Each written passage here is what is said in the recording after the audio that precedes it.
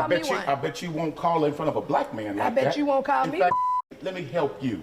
You call a black woman in the word, call me that. No, call me that. I dare you to do it, and I swear for God, I'll make you taste the ancestors. Me too. You a coward.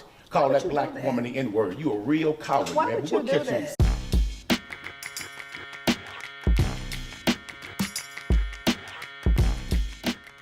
What's up, YouTube? Drill Sergeant here. And you may remember yesterday or the day before, depending on when this comes out, I put out a video about Justin Pearson down there in Tennessee fighting for his rights, fighting against these obnoxious, ridiculous, knuckle-dragging MAGA, sycophant, white supremacists. MAGA, yeah, you know. It went something like this. By 7 days. The noes prevail. House Bill 1392. Hey, Representative Pearson. No, sir. No, sir. Hey. Don't touch him. Do not touch him. Do not touch him. Do not touch him.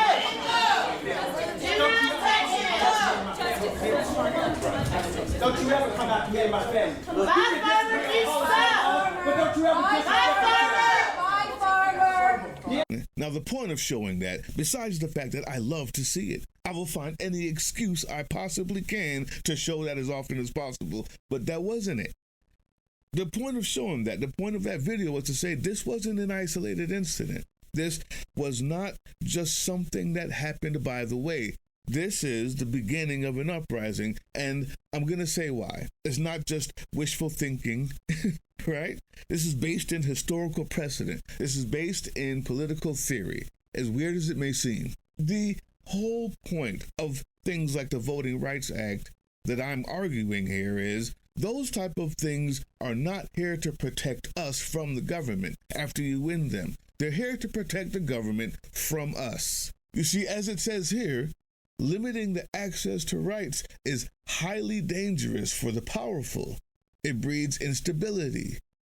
Let's go down further under why limiting rights backfires. When people are prevented from venting frustration or organizing peacefully, or legitimate frustrations frequently escalate into extreme or violent conflicts that threaten the established authority. I want you to think about this guy, Justin Pearson. He would have been arguing his case in Congress like he was when he first got there. And then he got expelled a year ago, taken out for being too black, being too correct, for representing his district too much.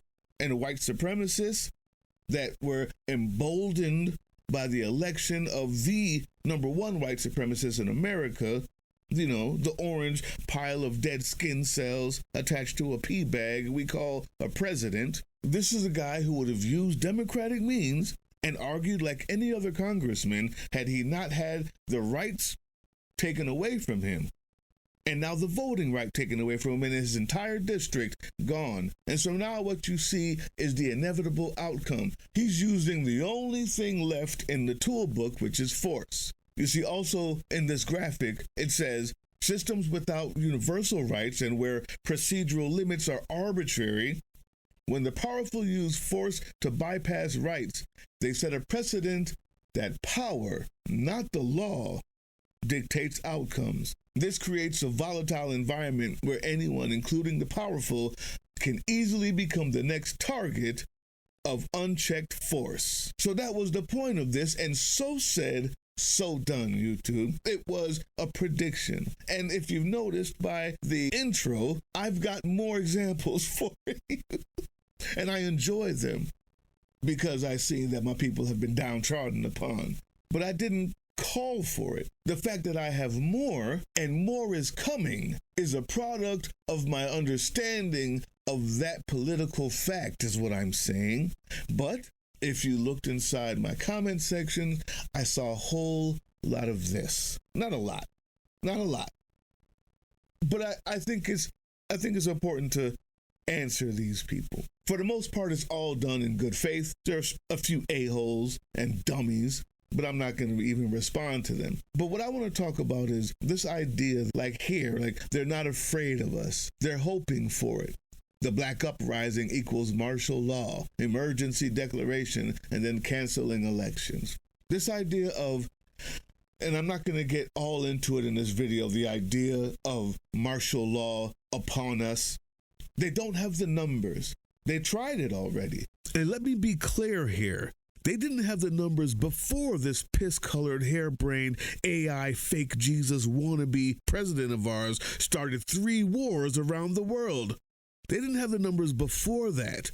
And now the soldiers that they would have had are off dying in Iran and in conflicts all over Africa. Oh yeah, and some on the low over there in Israel, fighting with them, on the low.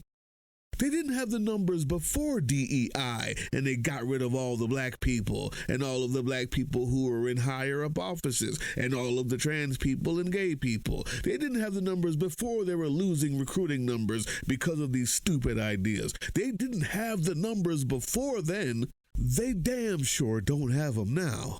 There are more people alive today in America than there have been Americans ever altogether since America has been America, ever. They don't have the numbers. That's not the point. The point is, you're saying we're going to crash out and riot. This is not that. What we're seeing is a backlash and a rising up of individuals. And I'm going to give you this example and explain afterwards. Always good to see racists called out. Well, 2 Texas activists went off with this white man who was censured after he used the N-word numerous times during a trial. Oh, here we go. So, Mr. right here. Yeah, that's your ass. So you the one I like want saying you the the N-word, one right? like call people and shit. You gonna call call me N-word? call me one. I bet you won't call her in front of a black man like I bet that. you won't call In me. fact, let me help you. You call a black woman N-word, call me that. No, call me that. I dare you to do it, and I swear for God, I'll make you taste the ancestors. Me too. You a coward. Call Why would that you black do that? woman the N-word. You a real coward, Why man. would But you we'll do catch you that? inside. Now, go ahead. Go right ahead. Go ahead. I guarantee you Come wouldn't on. do it in front of me. Come on, come I on. know. In fact, I know you won't. Say the N-word in front of me. Come on, go on in there. And I guess you'll taste everything for the ancestors. Go on in Say there. it. Say it in front of me. I dare you to say it. What is your name? It's Quanell X, but you'll learn it real well today. Yeah. Say it. I bet you won't say N-word in my face. See, you talk to black women like that by themselves. Mm-hmm. You intimidate black women by themselves. But a black man, you won't open your goddamn mouth. I dare you to say it. With that hearing aid. I dare you to say it.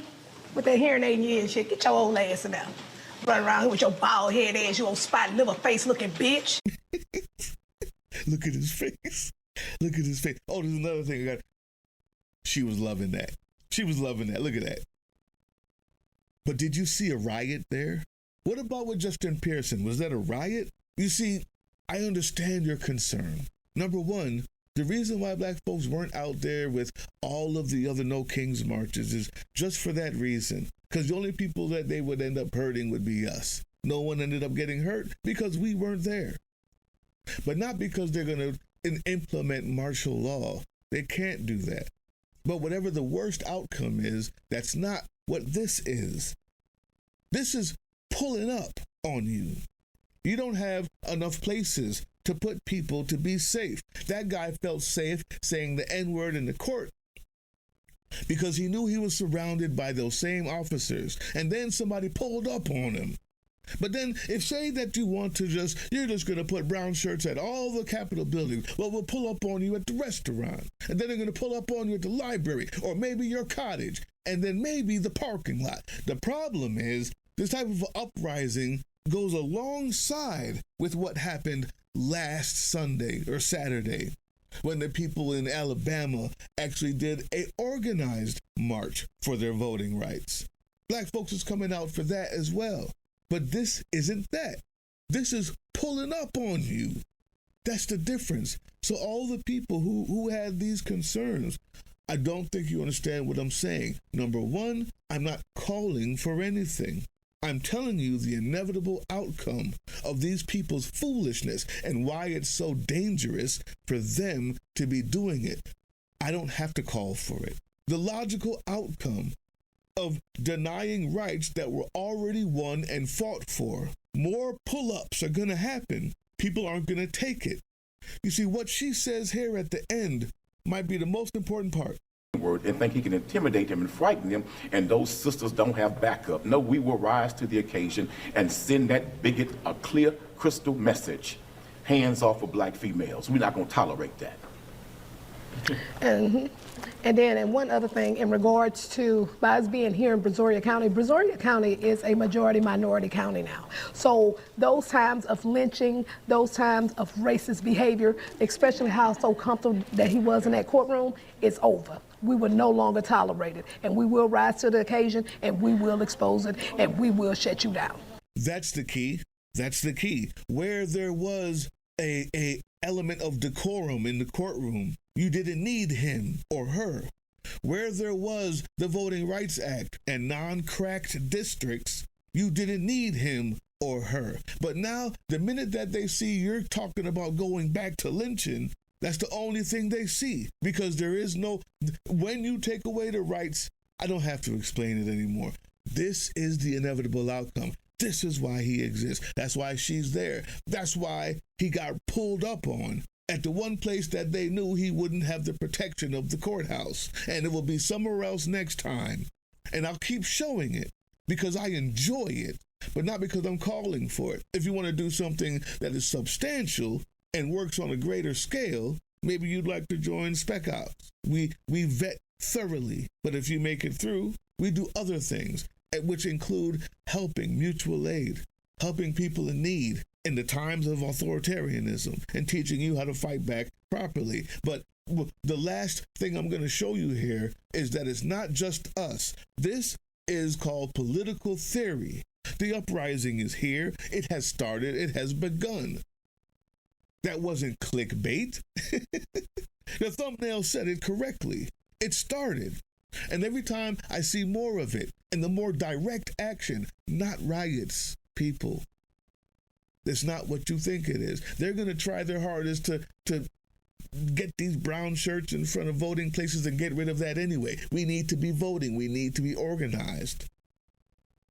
We need to attack on all fronts, legally, in the streets, and defending ourselves when someone says the N-word, where maybe we would have thought twice because it's not worth it. Now it is. To some. This isn't a call. A call is June 28th through July 4th, 7 days in D.C. I have the website down there. Click on it. Become a part of it. Get ready. There's training on how to do direct action protests. We're trying to get rid of this guy. Impeach him before he destroys the world. But what I'm talking about, this isn't organized and it doesn't need a call. It's inevitable. Get your popcorn. The time to fight is now. Hey, yeah, you. Before you click away to watch someone unbox a tactical toothbrush, let's talk about something real. Political Drain isn't just another content mill. We're a digital front in a very real war.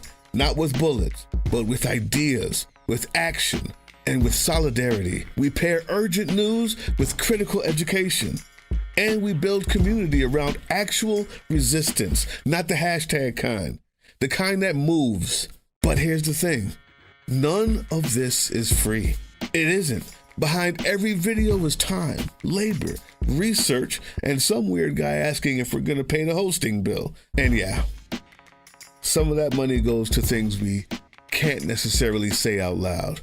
If you know, you know. Let's just say our special ops aren't Call of Duty LARPers. They're people making real moves to protect, uplift, and organize. You're not just funding a channel. You're funding a resistance network in a world where capital still calls the shots. Unfortunately, in a system built on artificial scarcity, even mutual aid has a price tag. And if we want to grow, if we want to win, we need your help.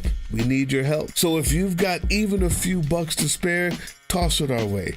It's not for ads. It's not for merch drops, but for people making moves in the shadows so others can do it in the light. It's just us and you. So fund the mission, fund the fight, fund the future, because nobody's coming to save us. We save each other. That's how this works.